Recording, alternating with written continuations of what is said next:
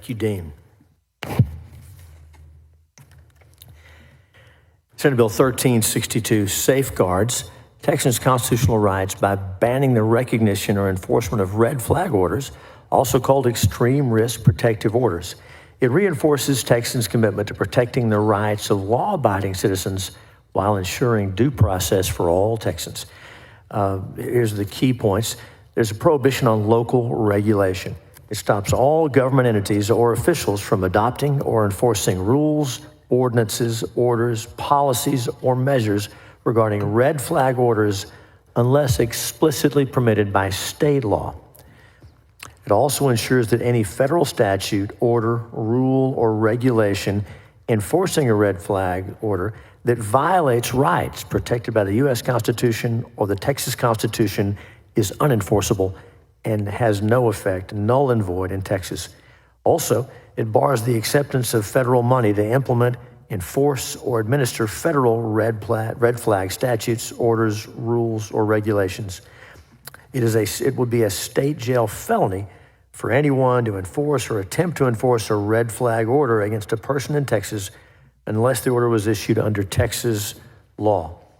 And again, an emergency risk protective order is a court-issued order that primarily seeks to reduce firearm-related risk by either prohibiting a person from owning, possessing, or receiving a firearm or requiring them to surrender firearms.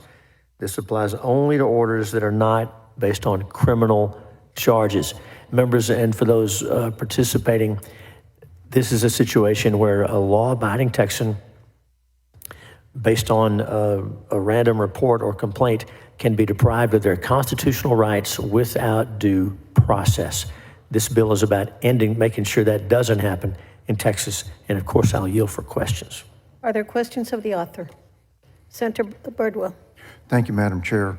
Senator, on the page 2 of the bill talks about certain federal laws unenforceable. I know there was not a severability portion here because I clearly agree with what you're trying to accomplish. I don't know the status of federal red flag laws at this juncture. I don't know if there's anything that's federally required. So we may get into, with this section, we may get into a supremacy clause problem. So my recommendation would be to have some sort of severability of this should we not prevail in federal court, that the rest of the bill doesn't die because of this question related to supremacy not being severable. Senator Birdwell, thank you for that. If you talk to the Legislative Council, their position is that under the Code Construction Act, every bill has a severability clause built in, but we've seen too many times where federal courts or state courts will enjoin an entire statute. So yes, we need to do that. Let's do that in a committee sub or on the floor if that's acceptable to you. Well, I would defer to your judgment on how to do it. I just, a federal judge is not going to be bound by what we put in state statute. And given what we've seen over the last 4 years, they may not even be bound what's in statute. Okay, so I don't want to see your bill fail for a supremacy clause purpose. But I'm not sure how to write that severability, so I would defer to your judgment because of your familiarity with the issue. So, well, we'll get some smart lawyers to help, and we'll work together if that's okay. Thank you for flagging that, Senator. Thank you. Are there other questions? Are there invited witnesses? If not, the floor is now open for public witnesses. The chair calls Heather Kennedy, Fran Rhodes, Cristina Delgado, Bill Nance, and Sarah West. You have 2 minutes each. Enforced.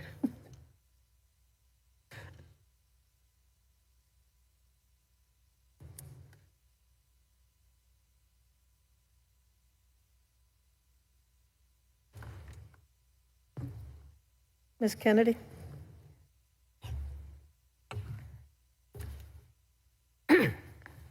Good morning, Chair Hughes and members of the community and the committee. My name is Heather Kennedy. I'm a fifth-generation Texan and a volunteer with Moms Demand Action, which is part of the largest gun violence prevention organization in the country with nearly 10 million supporters who are fighting for public safety measures that respect the Second Amendment and help save lives. We strongly oppose Senate Bill 1362. Extensive research underscores the critical importance of extreme risk protection laws mitigating the risk of gun violence. These laws serve as a protective measure for preventing people in crisis from gaining access to a firearm. Extreme risk laws help de-escalate emergency situations. In many cases of gun violence, there are obvious warning signs that the shooter poses a significant threat long before a tragedy occurred. Extreme risk protection laws allow close family members and law enforcement to petition the court to temporarily restrict access to guns for people who are deemed to be at serious risk of harming themselves or others. Just last year, a woman suffering from a mental crisis attempted to commit a mass shooting at Lakewood Church in Houston. During a worship service, Janice Moreno opened fire, causing a tragic and senseless event. Despite her family's repeated efforts to raise awareness about her mental health struggles, including a battle with schizophrenia, she was still able to legally purchase a firearm. Research shows that in 32% of mass shootings with 4 or more people killed, the shooter exhibited dangerous warning signs before the shooting. Extreme risk protection laws also help prevent suicide. Researchers estimate that for every 10 gun removal cases initiated under Connecticut's extreme risk law, 1 suicide was prevented. This highlights the critical role these laws play in saving lives. And in Texas, a staggering 57% of all gun-related deaths are the result of suicide. This bill would offer no benefit to the state of Texas, but it would disrupt the ability of law enforcement to effectively address dangerous individuals, making it harder for them to act in situations involving domestic violence or mental health crises. Moreover, SB 1362 would exacerbate the already alarming suicide rates in Texas as it limits critical tools that could prevent such tragedies. For these compelling reasons, I strongly urge you to oppose Senate Bill 1362. Thank you very much. Thank you. Ms. Rhodes. Ms. Rhodes. Well, I hope you all are not tired of seeing me yet, but this is my last one. I'm Fran Rhodes with True Texas Project, representing myself and True Texas Project. I am not a gun expert. In fact, I don't know anything about guns. I do, however, know something about the Constitution. The Second Amendment guarantees that government will not interfere with the rights of citizens to bear arms, and the Fourth Amendment protects people from unreasonable searches and seizures by government. Red flag laws violate both of those amendments. This legislation is important in protecting the rights of all Texans to possess firearms and the right to due process before any property can be taken away. Depriving people of clearly established constitutional guaranteed right in the absence of criminal charges is an affront to liberty and must not be tolerated. There is no real evidence that red flag laws work anyway. The New York Times has reported that the evidence for these orders is inconclusive on the effectiveness of them. The Washington Post has reported that California's red flag law went unused for 2 years after passage, and Washington, D.C.'s law has gone entirely unused. At the same time, other states have gone the opposite direction, seizing hundreds of firearms, and yet it's unclear if any of these actions have stopped any shootings. Further reason to shun these red flag laws is the broad possibility for abuse and fraudulent accusations. Any political opponent, angry neighbor, or paranoid family member can claim the need for such protective orders. Red flag laws would inevitably be weaponized against innocent citizens. We live in dangerous times, and we all agree that we would like our world to be safe, secure, and free from the threat of mass shootings. We mourn the nationwide loss of life from such tragic events, but haphazardly seizing guns from a citizen without some evidence or the due process of law is not an acceptable trade-off for potential future safety. Thank you so much. Ms. Delgado? Yes, hi, Senators. Thank you for having us here today. My name is Cristina Delgado, and I am a resident of Santa Fe, Texas. I come before you today with my oldest daughter to formally express our opposition to Senate Bill 1362. Chairman Hughes and esteemed senators, as we deliberate upon this legislation and its potential consequences, I am compelled to consider the women and survivors whose lives and families would be negatively impacted.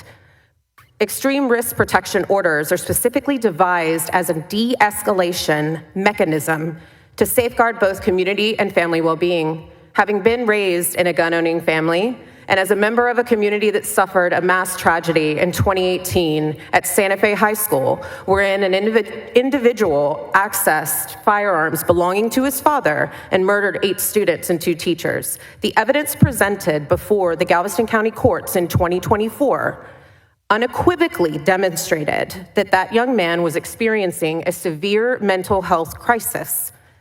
Had timely and appropriate intervention and support been provided to that family, a different outcome may have been achieved. Chris Stone and Kimberly Vaughn would have walked in their graduations, and Flo Rice would still be running marathons.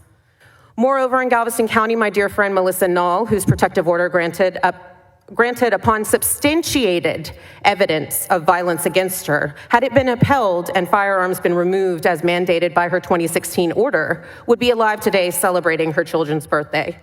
Furthermore, my friend, who has been grieving alongside her family and ours the loss of her son on May 18, 2018, might have succumbed to her distress during a moment of profound grief had her family not been able to secure and temporarily remove her firearms. We must make data-driven decisions based on evidence and facts, not fear and misinformation.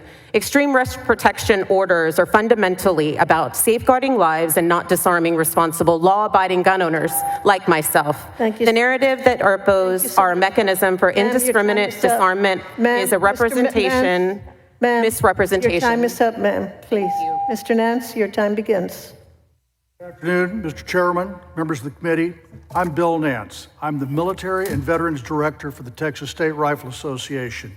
I'm here speaking on behalf of myself and the Texas State Rifle Association. Texas State Rifle Association fully supports this bill and recommends passage. Several states have passed laws regarding the implementation of extreme risk protection orders, commonly called red flag laws, with a myriad of different requirements. But the thing they all have in common is they deprive an individual of their right to keep and bear arms as provided for in the Second Amendment, as well as the protection against search and seizure of personal property guaranteed in the Fourth Amendment. Virtually all of these laws circumvent the individual's right to due process, sometimes on such flimsy evidence as a disgruntled ex-spouse claiming an individual has a firearm and has made a threat. Before the individual is made aware of that accusation, the firearms are seized, the home is searched, and the onus is now on them to prove to a court that that accusation was spurious. Even the ACLU has stated that, and I quote, "People who are not alleged to have actually committed a crime should not be subject to severe deprivations of their liberty in the absence of clear, compelling, and immediate show of need." The breadth and lenient standards in most ERPOs and granting of them are cause for great concern.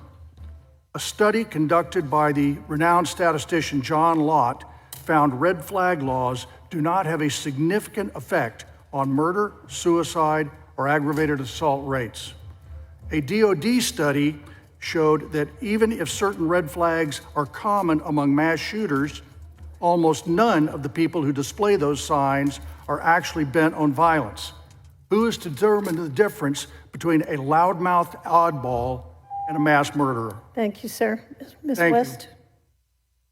Hi, my name is Sarah West. I am here representing myself, and I am against SB 1362. I cannot fathom the idea that we are discussing a law that could imprison individuals who attempt to comply with a potential federal extreme risk protection order law. You want to make it a crime for someone to follow a federal law that seeks to protect us from harm. This in itself is utterly preposterous.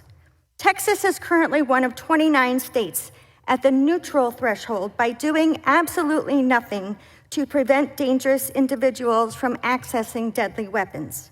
Do we really want to be worse than doing nothing? Do we want to punish those who seek to protect us from violent individuals? Do we want to allow angry and desperate people to roam Texas armed with the freedom to shoot anyone for any reason?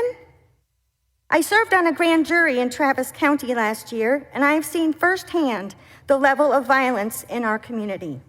Every Tuesday afternoon, I heard the same tragic stories of domestic violence. There has to be a better way to protect these victims. The majority of women I heard about said it wasn't the first time they had been threatened by their gun-wielding abusers. While I cannot discuss the details of these cases, I can speak with something you are all familiar with. In late October 2023, a student at Aikens High School in Austin reported that his tutor, Isaiah Smith, had committed an indecent act with a minor. An investigation began. And then in December, Mr. Smith was seen carrying a long gun and a pistol in front of Webb Middle School and St. Francis School in Austin, terrifying children, parents, staff, and neighbors. Senator Thank you, Betancourt, ma'am. you were Thank you, ma'am. quoted Your by time is saying up. that, Are there questions of the panel? excuse If me? not, thank you very much. Your time is up, ma'am. We're trying to finish by 1:45, so we're strictly enforcing the rules. The chair calls Kyle Rittenhouse, Chris McNutt, Nicole Golden, Ian Molidina, and C.J. Grisham. Thank you, panel.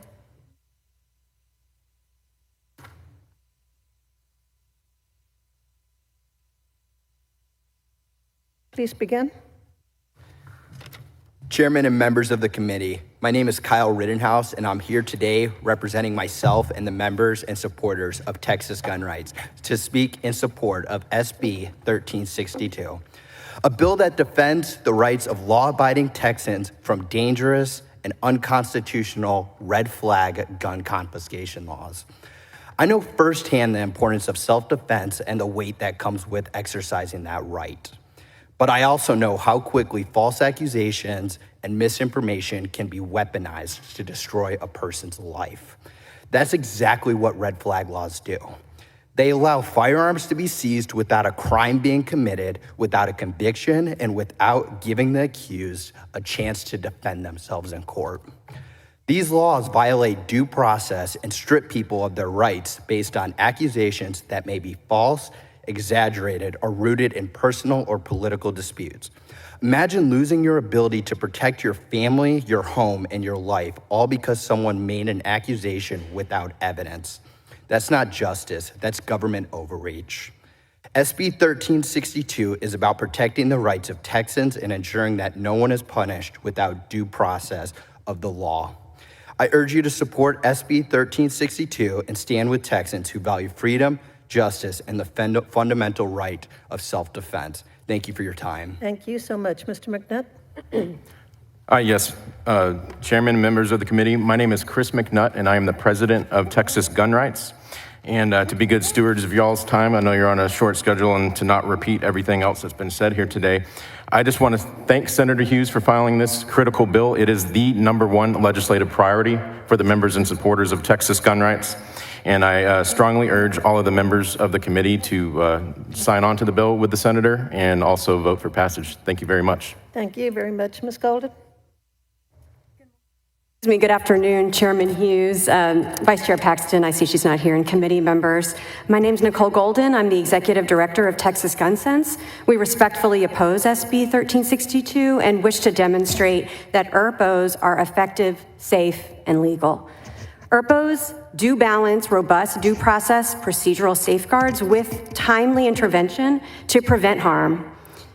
By authorizing the temporary removal of firearms and prohibiting an individual from purchasing or possessing firearms while the order's in effect, ERPOs provide a critical opportunity to prevent mass shootings, homicides, and suicides. This bill itself defines ERPOs as having the primary purpose of reducing death or injury related to firearms. With more than 4,000 Texas gun deaths a year, this is something we should be doing more of, not less.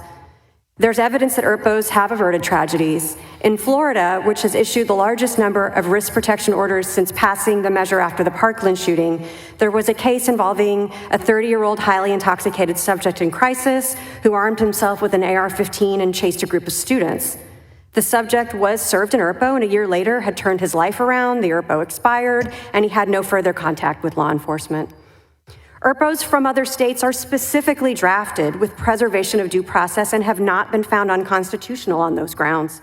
Michigan, for example, establishes criminal penalties for petitioners who knowingly and intentionally make a false statement to the court, and no one's been charged with this offense. And as far as I'm aware, the courts have not found that ERPOs violate the right to bear arms or the right to free speech. Furthermore, the Supreme Court said last summer that it does not violate the Second Amendment to deprive someone of firearms if they pose a credible threat. We're concerned that this bill would prohibit enforcing out-of-state ERPOs. Imagine if a state prohibited the enforcement of out-of-state domestic violence protective orders. This regards the full faith and credit clause, which requires states to respect the laws and judgment of other states, and results could be devastating for people. In conclusion, I really want you to know that support for ERPOs in Texas is high. 88% of Texans, including 81% of Republicans, support it.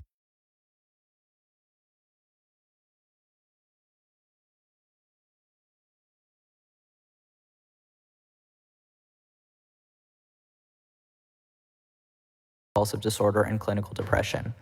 I have attempted to take my own life on multiple occasions. I have experienced so much pain and so much struggle in the past 5 years that I could not possibly convey it to you in 2 minutes. I am alive today because I did not have access to a firearm.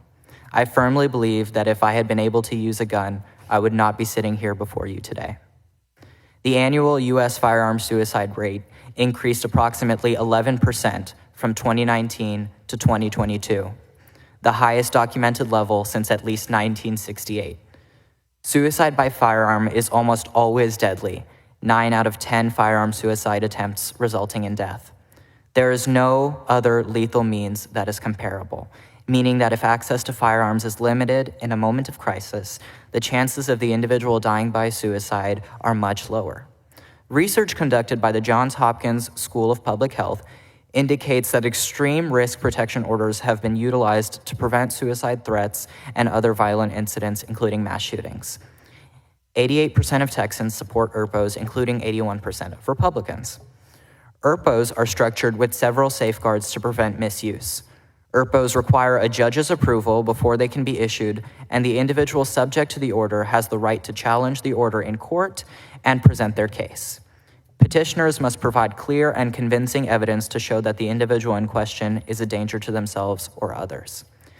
Temporarily limiting access to firearms for individuals that likely need mental health support, not access to a weapon, should not be controversial, especially in a state like Texas that allows 18-year-olds to purchase certain firearms. I am simply asking to honor the basic life-saving measure that other states have for the most preventable type of death, even if Texas itself doesn't implement these policies. If a gun-owning adult went through what I did and had access to a firearm... Thank you, sir. We do have your written testimony, and it's excellent, and there will be time for questions. Thank you. We appreciate it. Mr. Grisham. Thank you. Good afternoon, Chairman Hughes, members of the committee. Thank you for holding this bill hearing. My name is CJ Grisham. I'm a civil rights attorney focused on the Second Amendment rights of Texans, and I'm also lead counsel for Texas Gun Rights. I'm here to speak in favor of SB 1362 on my own behalf and on behalf of our membership. Under red flag laws, a judge acts solely on the basis of a written complaint. He never talks to the person who made the complaint or the person against whom it was made. States vary on how quickly hearings must occur, but they all require that they take place within a month after one's guns are taken away. After one's guns are taken away. But the steep cost of legal representation often deters defendants from seeking counsel, as lawyers can charge upwards of $10,000 for a hearing. Gun confiscation is not a serious means of preventing suicides. People can commit suicide in many different ways, and places that have banned all guns or all handguns have seen no change in total suicides. The evidence shows suicide rates remain statistically unchanged or even slightly increased. Due process is important. A married Pennsylvania state trooper was arrested after allegedly falsely committing his ex-girlfriend to a mental health facility and assaulting the woman. The woman was involuntarily held for 72 hours for psychiatric evaluation. Because a police officer misleadingly doctored her text messages without a hearing, the woman was committed as a danger to herself. At least under the civil commitment laws in Pennsylvania, protections eventually allowed the woman to be released. Under red flag laws, it could be a month before this woman can confront false accusations. It's easy for gun confiscation can leave good law-abiding people defenseless. I ask you to vote in favor of this bill and push it to the full Senate for a full vote and eventual passage. Thank you for your time. Thank you so much. Thank you to the panel. Are there questions of the witnesses? Thank you very much. The chair calls Edwin Walker.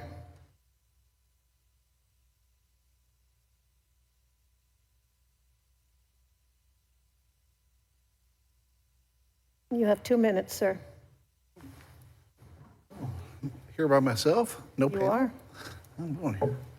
All right. Yes, my name is Edwin Walker. I'd like to thank the committee for having a hearing on this matter.